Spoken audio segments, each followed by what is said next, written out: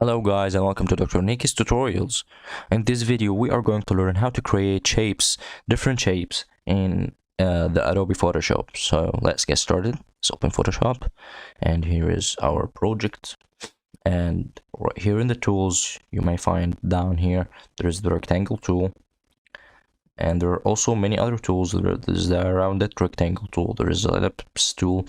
I want to create this rectangle, and for example I want it like this, and I want its fill to be as it is. For me, I want to change the fill from here and change the stroke from here. For example, I want it to have a black stroke and have greater.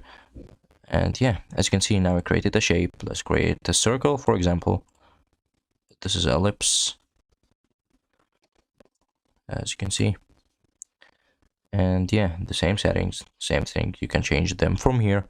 And yeah, that's it. Hope you guys enjoyed the video. Very simple guide. Hope you guys, if you have any questions, write down below in the comments. Don't forget to like, share and subscribe, and have a good day.